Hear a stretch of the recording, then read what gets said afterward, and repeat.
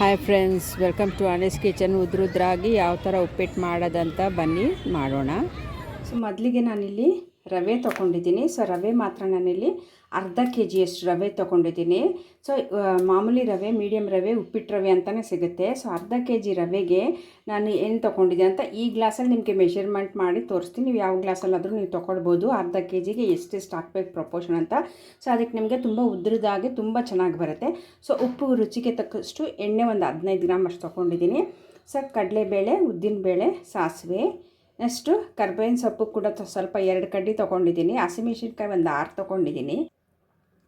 ಕೊತ್ತಂಬರಿ ಸೊಪ್ಪು ಸ್ವಲ್ಪ ತೊಗೊಂಡಿದ್ದೀನಿ. ಈರುಳ್ಳಿ ಚಿಕ್ಕದಾದರೆ ಒಂದು 2 ತೊಗೊಳ್ಳಿ, ಇಲ್ಲಾಂದರೆ ಒಂದೇ ತೊಗೊಳ್ಳಿ.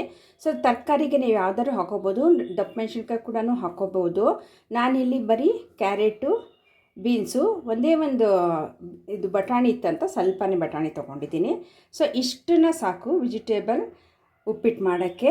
ಬನ್ನಿ ನೆಕ್ಸ್ಟ್ ಸ್ಟೆಪ್ ಯಾವ ಥರ ಮಾಡೋದಂತ ನಾನು ತೋರಿಸ್ತೀನಿ. ಮೊದಲಿಗೆ ನಾನು ಮೆಷರ್ಮೆಂಟ್ ಮಾಡಲು ಕೂಡ ನಾನು ತೋರಿಸ್ತೀನಿ. ಸೊ ಇದಕ್ಕೆ ನಾನಿವಾಗ ಒಂದು ಬೌಲ್ನ ಇಟ್ಕೊಂಡು, ಸೊ ಇದರಲ್ಲಿ ಇವಾಗ ಒಂದು ಗ್ಲಾಸ್ ಇಟ್ಕೊಳ್ತೀನಿ. ಈ ಗ್ಲಾಸ್ ಮೆಷರ್ಮೆಂಟಲ್ಲಿ ಎಷ್ಟು ಗ್ಲಾಸ್ ಬರುತ್ತೆ ಅಂತ ನಾನು ಇವಾಗ ಸೈಡಲ್ಲಿ ಕಟ್ ಮಾಡ್ಕೊಂಡು ನಿಮಗೆ ಕ್ಲೀನಾಗೆ ಸೊ ತೋರಿಸ್ತೀನಿ ನಿಮಗೆ. ಸೊ ಆ ಮೆಷರ್ಮೆಂಟಲ್ಲಿ ನೀವು ಮಾಡಿದ್ರೆ ನಿಮಗೆ ಕ್ಲೀನಿಗೆ ತುಂಬ ಚೆನ್ನಾಗಿ ಉಪ್ಪಿಟ್ಟು ಮಾಡ್ಕೊಳ್ಬೋದು. ತುಂಬ ಜನ ಇಷ್ಟಪಡಲ್ಲ ಉಪ್ಪಿಟ್ಟು, ಆದರೆ ಈ ಥರ ಮಾಡಿ ನೋಡಿ, ಮಕ್ಕಳು ಕೂಡ ಇಷ್ಟಪಟ್ಟು ತಿಂತಾರೆ. ಸೊ ನೋಡಿ, ಈ ಗ್ಲಾಸಲ್ಲೇ ನಾನು ಏನು ಮೆಷರ್ಮೆಂಟ್ ತೊಗೊಂಡಿದ್ದೀನಿ. 1 ಗ್ಲಾಸ್ ಆಯಿತು. ಸೊ ಇದು 2 ಗ್ಲಾಸು, 3 ಗ್ಲಾಸ್ ಆಯಿತು.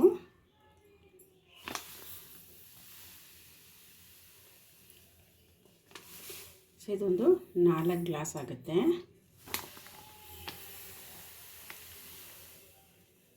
ಸೊ ಇವಾಗ ಕರೆಕ್ಟಾಗಿ ನಿಮಗೆ 5 ಗ್ಲಾಸ್ ಆಗುತ್ತೆ. ಅರ್ಧ ಕೆ ಜಿಗೆ ನಿಮಗೆ ಇದರಲ್ಲಿ 5 ಗ್ಲಾಸ್ ಆಗುತ್ತೆ. ಸೊ ಯಾವ ಥರ ನೀರು ಕೂಡ ಹಾಕೋಬೋದು ಪ್ರಪೋರ್ಷನ್ ಇರ್ತಕ್ಕಂಥನೂ ಕೂಡ ನಾನು ಹೇಳ್ತೀನಿ. ಸೊ ಇವಾಗ ಇದಕ್ಕೆ ನಾನು ಇವಾಗ ರವೆ ತೋರಿಸಿದ್ದೀನಿ, ಅದೇ ಥರ ನೀರು ಕೂಡ ಮೊದಲಿಗೆ ನಾನು ಇಟ್ಕೊಳ್ತೀನಿ ಯಾವ ಥರ ಹಾಕಬೇಕಂತ. ಸೊ ಇದೇ ಗ್ಲಾಸ್ ನಾನು ಏನು ತೊಗೊಂಡಿದ್ದೀನಿ ಅದರಲ್ಲಿ ಒಂದು 6.5 ಗ್ಲಾಸಷ್ಟು ನೀರು ಹಾಕ್ಕೊಳ್ತೀನಿ. ನೋಡಿ, 1 ಗ್ಲಾಸು, 2 ಗ್ಲಾಸು, 3 ಗ್ಲಾಸು,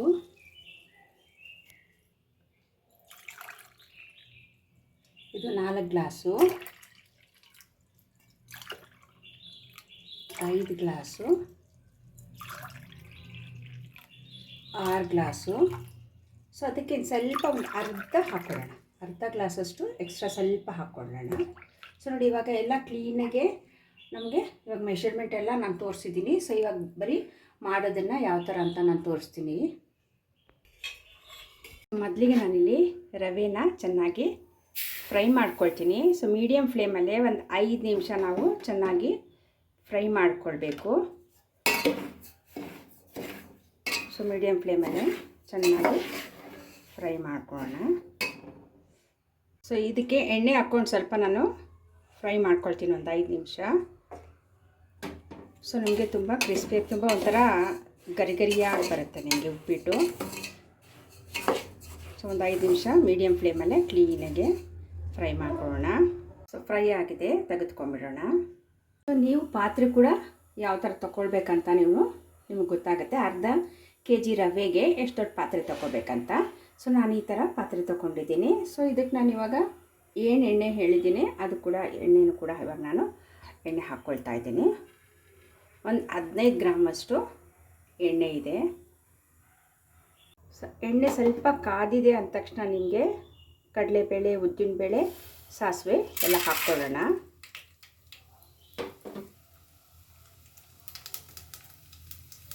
ಬೇಳೆ ಸ್ವಲ್ಪ ಕಲರ್ ಚೇಂಜ್ ಆದ ತಕ್ಷಣ ಇವಾಗ ಈರುಳ್ಳಿ, ಮೆಣಸಿನ್ಕಾಯಿ ಮತ್ತು ಕರ್ಬೇವಿನ ಸೊಪ್ಪು ಕೂಡ ಹಾಕ್ಕೊಳ್ಳೋಣ. ಹಾಕ್ಕೊಂಡು ಚೆನ್ನಾಗಿ ಫ್ರೈ ಮಾಡ್ಕೊಳ್ಳೋಣ.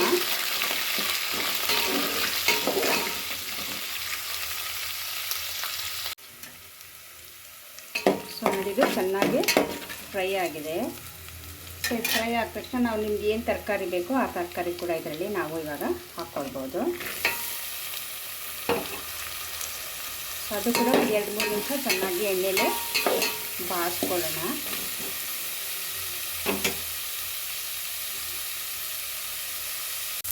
ಇವಾಗ ಚೆನ್ನಾಗಿ ಸ್ವಲ್ಪ ಲೈಟಿಗೆ ಫ್ರೈ ಮಾಡಿದ್ದೀನಿ. ಬನ್ನಿ ಇವಾಗ ಇದಕ್ಕೆ ನೀರು ಹಾಕೊಳ್ಳೋಣ.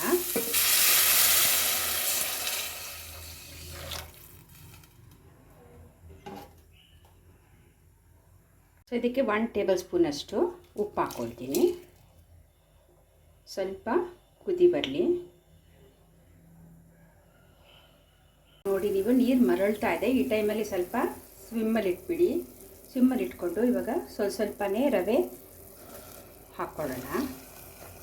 ಸ್ವಲ್ಪ ಹಾಕ್ಕೊಂಡು ನಾವು ತಿರುಗಿಸ್ತಾ ಬರೋಣ ಕ್ಲೀನಿಗೆ.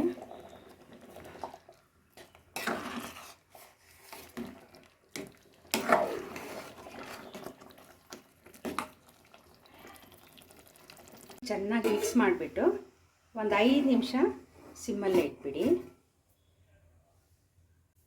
ಸೊ 5 ನಿಮಿಷ ಆಗಿದೆ. ನೋಡಿ ಎಷ್ಟು ಚೆನ್ನಾಗಾಗಿದೆ ಅಂತ. ಸೊ ಬನ್ನಿ ಇವಾಗ ಇದಕ್ಕೆ ಮೇಲ್ಗಡೆ ನಾನು ಕೊಬ್ಬರಿ ಕೂಡ ಉದುರಿಸ್ತಾ ಇದ್ದೇನೆ. ಸೊ ನಂತರ ನೀವು ಕೊತ್ತಂಬರಿ ಸೊಪ್ಪು ಕೂಡ ಉದುರಿಸ್ಕೊಳ್ಬೋದು. ಸೊ ತುಂಬ ರುಚಿಯಾಗಿರುತ್ತೆ, ತುಂಬ ಚೆನ್ನಾಗಿರುತ್ತೆ. ಸೊ ಇವಾಗ ನಾವು ಗ್ಯಾಸ್ನ ಆಫ್ ಮಾಡಿಬಿಟ್ಟು ಅದು ಒಂದು 5 ನಿಮಿಷ ಹಬೆಯಲ್ಲೇ ಬೇಯೋಕ್ಕೋಸ್ಕರ ನಾವು ಕ್ಲೋಸ್ ಮಾಡಿ ಇಟ್ಬಿಡೋಣ.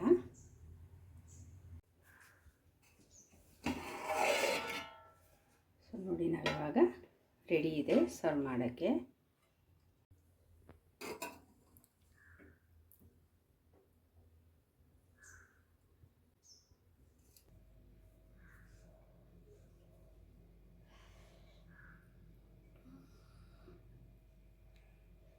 ಸೊ ನೋಡಿದ್ರಲ್ಲ ಎಷ್ಟು ಚೆನ್ನಾಗಾಗಿದೆ ಅಂತ.